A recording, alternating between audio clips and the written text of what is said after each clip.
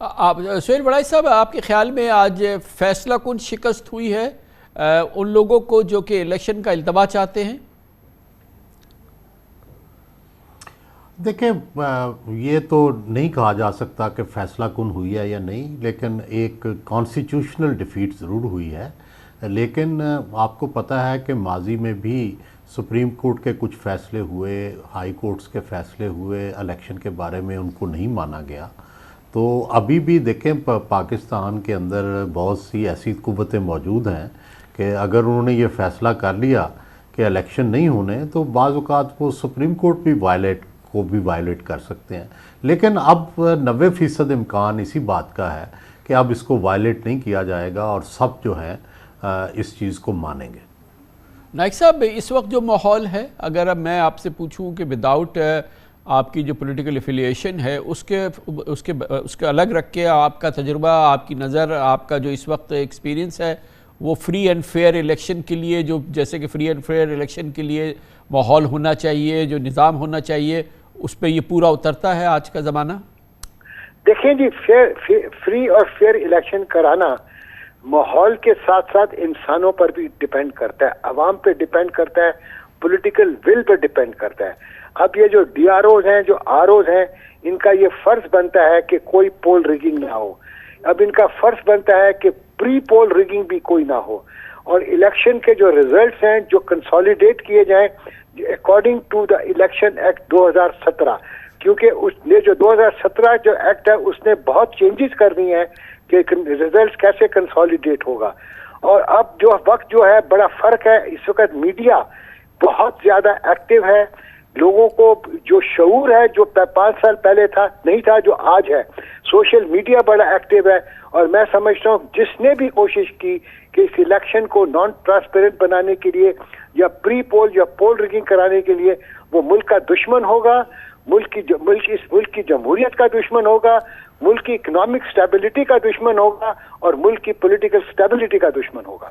लेकिन मैं सुहेल बड़ाई साहब आपसे पूछना चाहूँगा कि 7 हफ्ते रह गए हैं इलेक्शन में, 8 फरवरी के इलेक्शन में, जो आज जो माहौल है उस पर पाकिस्तान की एक बहुत बड़ी पार्टी पाकिस्तान तहरीक इंसाफ की तो कैपेसिटी ही अब ये नहीं रही है कि वो इलेक्शन लड़ सके। उसके अब तमाम टॉप लीडर्स तकरीबन बंद हैं, कुछ बाकी अंडरग्राउंड हैं, कुछ जो है वो सियासी अपनी उन्होंने वाबस्तगियाँ तब्दील की है एक मखसूस माहौल के अंदर।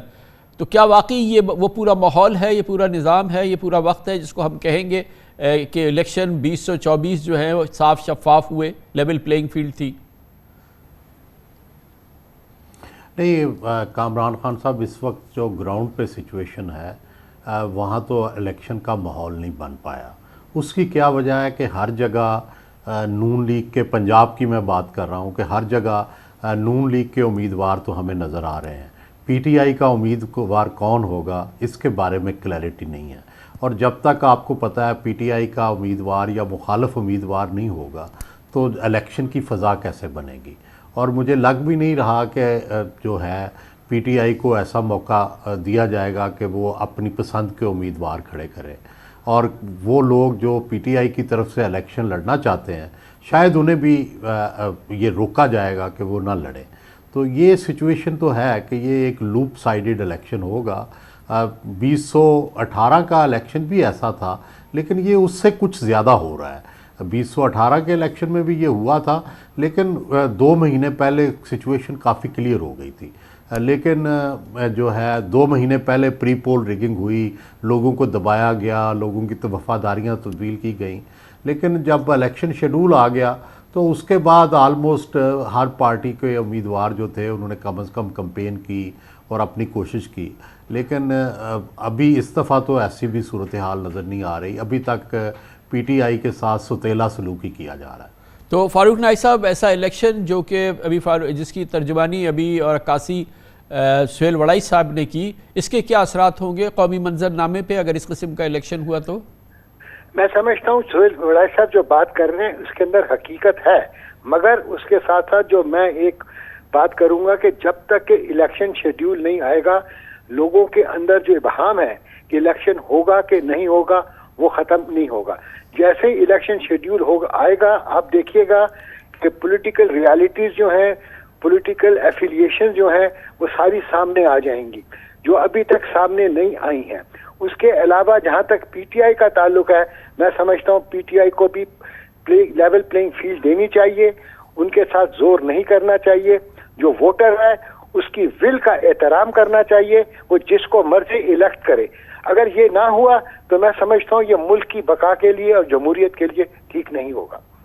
बहुत स्ट्रॉन्ग स्टेटमेंट है फारूक नाइक साहब ने जो दिया है, और आपके इल्म है सुहेल वड़ाई साहब, आप ज़ाहिर में और आप जानते हैं नाइक साहब हमारे बहुत ही सीजन्ड, बहुत ही सीनियर पार्लियामेंटेरियन भी हैं, कानूनदान भी हैं, चेयरमैन सेनेट, और आपके इल्म है कि हर लिहाज से बहुत ही एक मौजू बात है। और उन्होंने कहा कि अगर ये फ्री एंड फेयर इलेक्शन नहीं हुआ, पीटीआई को मौका नहीं मिला, तो मुल्क की बका के लिए ये खतरे का बाइस हो सकता है। बिल्कुल दुरुस्त, मैं 100% इत्तफाक करता हूँ, और पीपल्स पार्टी का मौक़िफ़ जो है काफ़ी हद तक रीज़नेबल है।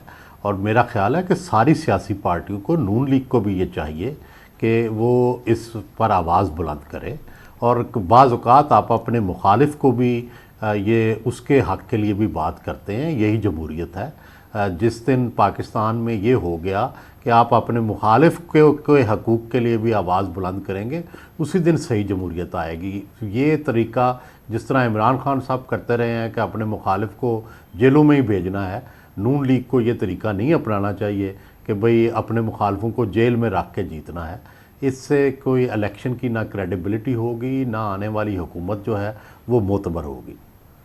तो नाइक साहब, अब एक और चीज़ अभी इम्पॉर्टेंट ये है कि जो एक कोशिश हुई जिसके ज़रिए लाहौर हाई कोर्ट की सिंगल बेंच का ये ऑर्डर आ गया था, और उसके बाद फिर लाहौर हाई कोर्ट पे एक लार्जर बेंच भी बन गई थी।